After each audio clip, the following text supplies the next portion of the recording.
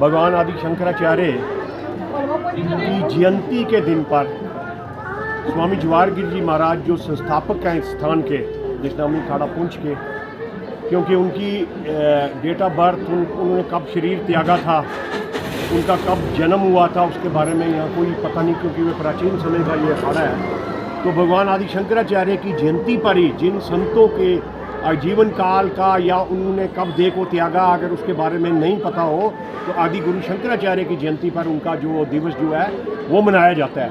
तो उसी पर्व में आज स्वामी जवाहरगिरी जी महाराज जो दशनामी अखाड़ा पुंछ के संस्थापक हैं, बड़े हर्षोल्लास से उनका आज यहाँ पर जो ये उनकी स्मृति में आज यहाँ पर यज्ञ जो किया जा रहा है। इससे पहले रामचरितमानस का कल पाठ किया गया था, उसके बाद यहाँ पर हवन सुबह हुआ और अब देखें यहाँ पर हज़ारों की तादाद में जो है बिला मज़हब मिलत जो लोग जो यज्ञ का जो है वो अन्न ग्रहण करने के लिए, प्रसाद ग्रहण करने के लिए आए हैं।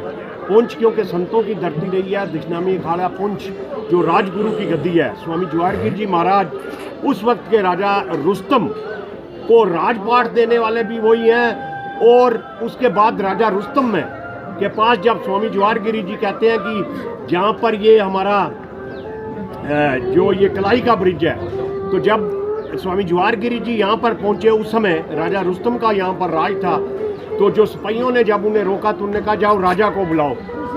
तो राजा को बोलना वो महात्मा आए हैं जिन्होंने तुझे कड़ा और पैसा दिया है। तो राजा यहाँ से रुस्तम दौड़ कर गए, उनके चरणों में पड़े, क्योंकि उनको पता था कि स्वामी जवाहरगिरी जी ने ही उनको गद्दी दी है। वो कथा इस प्रकार है कि स्वामी जवाहरगिरी जी यहाँ के जंगलों में से घूम रहे थे, तो एक छोटा सा बच्चा जो बकरियाँ चरा रहा था, तो स्वामी जवाहरगिरी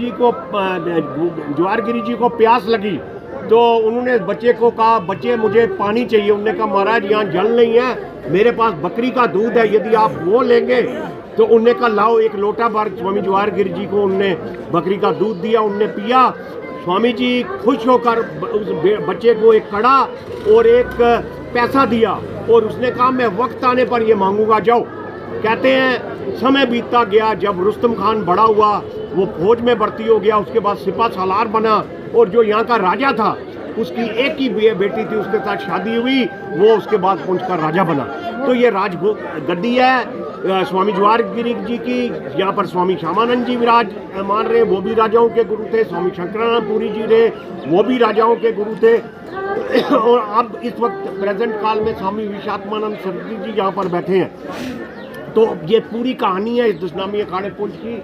आज उन्हीं स्वामी जवाहरगिरी जी की स्मृति में जो है यहाँ पर यज्ञ, रामायण का पाठ और हवन किया गया है। सभी लोग यहाँ पर उनकी समाधि पर आते हैं और यहाँ पर जो भी मनोकामना उनकी पूरी होती है, क्योंकि दशनामी अखाड़ा अध्यात्म का, स्पिरिचुअलिटी का एक केंद्र है। ना कि पुंछ में, बड़े पूरे जम्मू कश्मीर में दशनामी अखाड़ा सिर्फ दो ही हैं, जम्मू कश्मीर में या श्रीनगर में है, लाल चौक में, या पुंछ में है। तो इस अखाड़े की बहुत बड़ी अहमियत है, क्योंकि दक्ष नाम के सन्यासी जो है यहाँ पर बैठ सकते हैं, जिनमें गिरी, पुरी, भारती, सरस्वती आते हैं।